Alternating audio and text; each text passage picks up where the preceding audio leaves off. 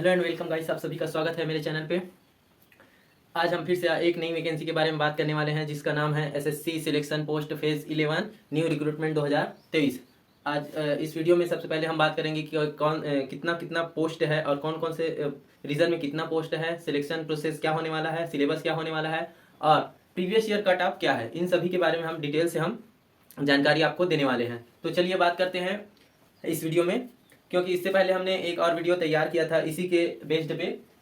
इसमें है ये है पोस्ट है SSC selection post phase 11 recruitment 2023।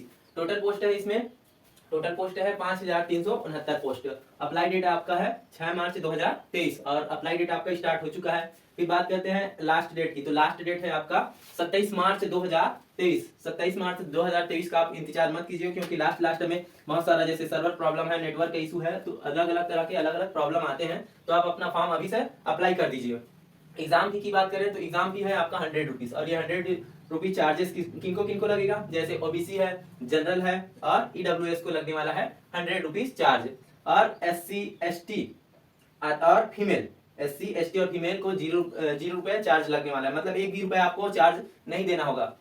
और ये फॉर्म होगा, जैसे आप फॉर्म अप्लाई करेंगे तो ऑनलाइन बेस्ड आप अपना फॉर्म अप्लाई करेंगे। करेक्शन डेट, तो करेक्शन डेट मतलब होता है, करेक्शन मतलब होता है त्रुटि सुधार। जैसे आप फॉर्म अप्लाई कर रहे हैं और आपसे किसी प्रकार का कोई गलती हो गया या मिस्टेक हो गया, तो आप उस फॉर्म को और एक बार सुधार कर सकते हैं। तो वो सुधार करने के लिए आपको डेट दिया गया है 3 अप्रैल, 4 अप्रैल और 5 अप्रैल को आप अपना जो भी अगर त्रुटि होता है आपसे तो उनको सुधार कर सकते हैं।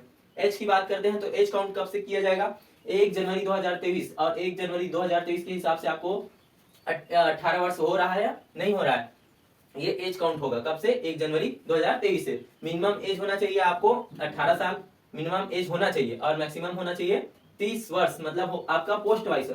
इसमें भी अलग अलग तरह के एज रखे गए हैं। पोस्ट वाइज जैसे आपका पोस्ट होगा वैसे आपका एज रखा है, किसी में 25 साल, किसी में 27 साल और किसी में 30 साल। उसके बाद बात करते हैं एज रिलैक्सेशन की, तो एज रिलैक्सेशन होने वाला है ओबीसी कैंडिडेट जो है उनको 3 साल का छूट मिलने वाला है इसमें। जैसे 30 ईयर अभी आपको चल रहा है तो उसमें ओबीसी कैंडिडेट अगर आप हैं और बिलोंग करते हैं ओबीसी से तो आपको 3 साल का छूट मिलेगा, मतलब 30 और 3 33 साल। तो 33 साल तक के जितने भी कैंडिडेट हैं ओबीसी से और बिलोंग करते हैं तो वो इस फॉर्म को अप्लाई कर सकते हैं। उसी प्रकार है एससी और एसटी को 5 साल का छूट मिलने वाला है। जैसे एससी और एसटी से कोई भी अगर पर्सन बिलोंग करते हैं, अगर उनको चल रहा है अभी 30 साल और 30 में 5 और 8 कर दिए तो हो गया 35 ईयर। 35 ईयर के जितने भी कैंडिडेट हैं और जो एससी और एसटी से बिलोंग करते हैं तो वो इन फॉर्म को एसएससी सिलेक्शन पोस्ट फेज 11 को अप्लाई कर सकते हैं।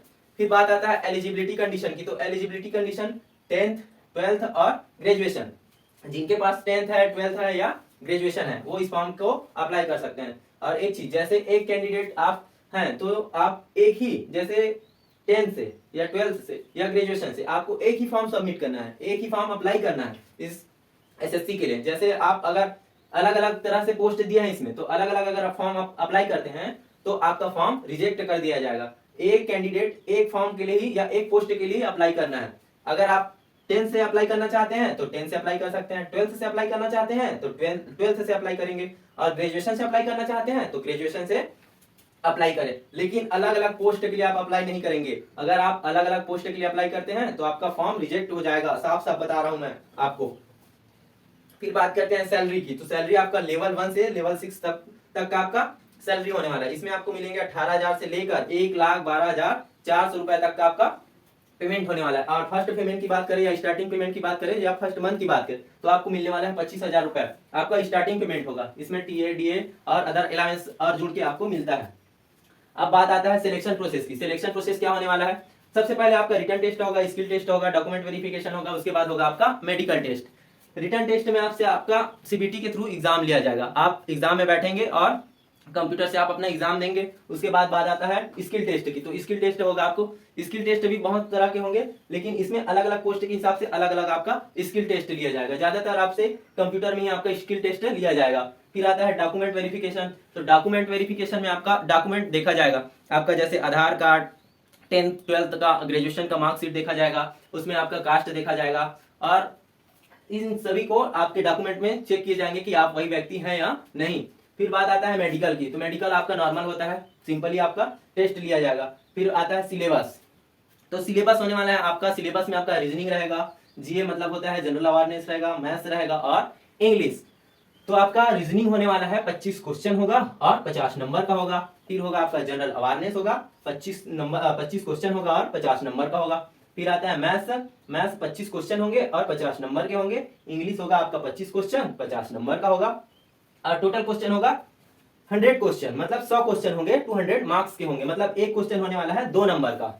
एक क्वेश्चन होगा आपका 2 नंबर और 100 क्वेश्चन को सॉल्व करने के लिए आपको मिलेगा 1 घंटे का समय। 1 घंटे मतलब होगा 60 मिनट का समय आपको मिलने वाला है। और निगेटिव मार्किंग की बात करें तो अगर आपसे एक क्वेश्चन अगर गलत होगा तो आपका 0.50 नंबर कट हो जाएगा। फिर बात आता है रीजन की, किस रीजन में कितना कितना पोस्ट रखा गया है।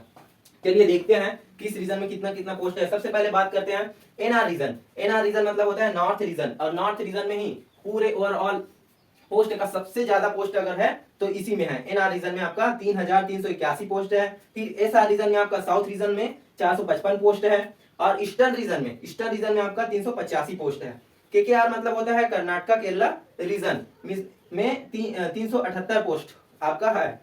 फिर डब्ल्यूआर मतलब होता है वेस्टर्न रीजन में 301 पोस्ट, मतलब 301 पोस्ट है किसमें, डब्ल्यूआर में, मतलब होता है वेस्टर्न रीजन। फिर बात करते हैं सीआर मतलब होता है सेंट्रल रीजन में 217 पोस्ट, मतलब 217 पोस्ट है। फिर आता है एनडब्ल्यूआर मतलब होता है नॉर्थ वेस्टर्न रीजन, या नॉर्थ वेस्टर्न रीजन में आपका है 160 पोस्ट, 160 पोस्ट है। फिर आता है नॉर्थ ईस्टर्न रीजन में आपका है टोटल पोस्ट 64 पोस्ट है। और एमपीआर मतलब होता है मध्य प्रदेश रीजन, इन सब में सबसे कम अगर पोस्ट है तो वो है एमपीआर रीजन में सबसे कम पोस्ट है 28 पोस्ट है मात्र और मात्र। ये ओवरऑल इंडिया का पोस्ट है। आप चाहे आप एमपीआर से बिलोंग करते हो या सीआर से बिलोंग करते हो, ओवरऑल इंडिया का पोस्ट है। आप कहीं से भी बिलोंग करते हो, आप ऐसा नहीं कि आप एमपीआर से बिलोंग करते हो तो एमपीआर से ही अप्लाई करेंगे, वैसा जरूरी नहीं है। अगर आप एमपीआर से बिलोंग करते हो तो आप सीआर में अप्लाई कर सकते हो, सीआर से बिलोंग करते हो तो एनआर रीजन से आप अप्लाई कर सकते हो, कहीं से भी आप अप्लाई कर सकते हो ओवरऑल इंडिया। अब बात करते हैं कि इसमें कितने प्रकार का पोस्ट है। तो हम बता दें आपको, ये पूरे एसएससी फेज में 500 से लेकर 550 तरह के अलग पोस्ट है। अब आता है पोस्ट और रीजन।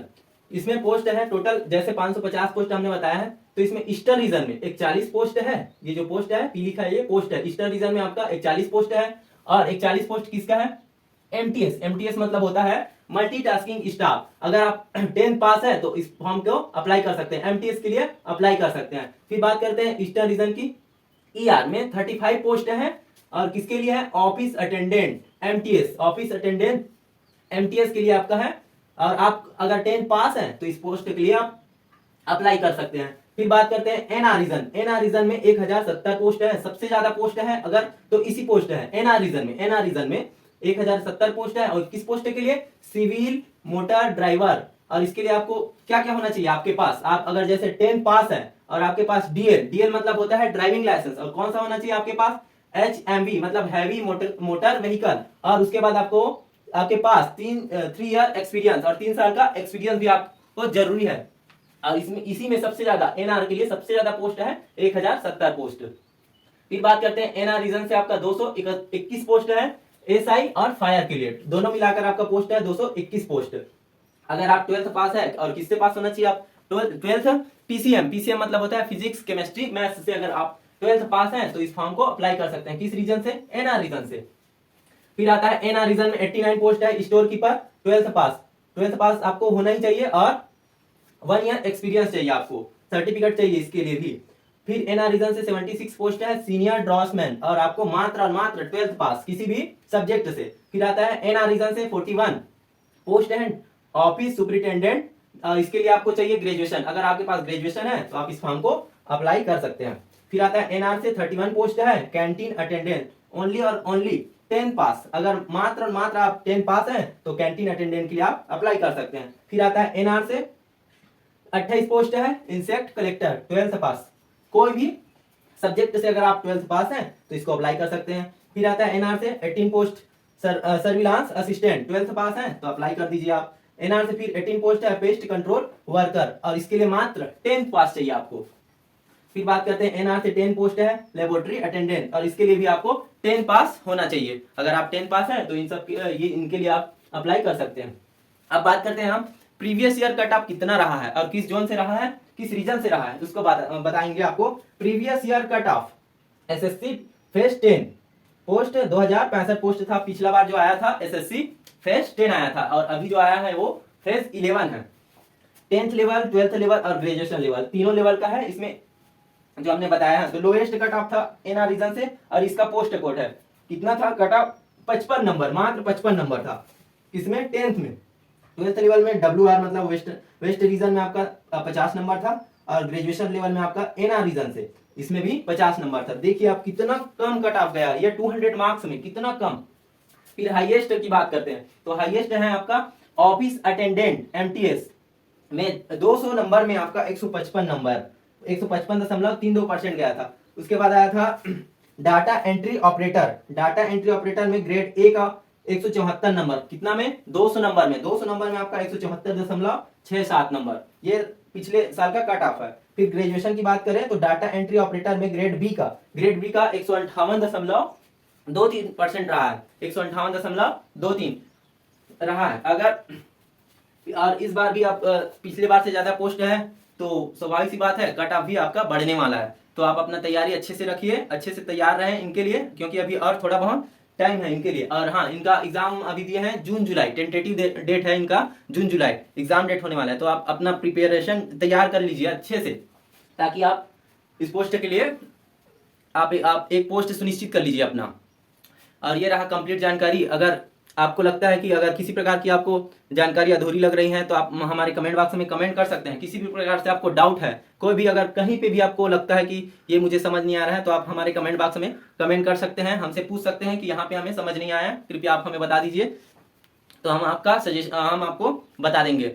प्लीज़ मेरे चैनल को लाइक, शेयर और सब्सक्राइब कीजिए। धन्यवाद।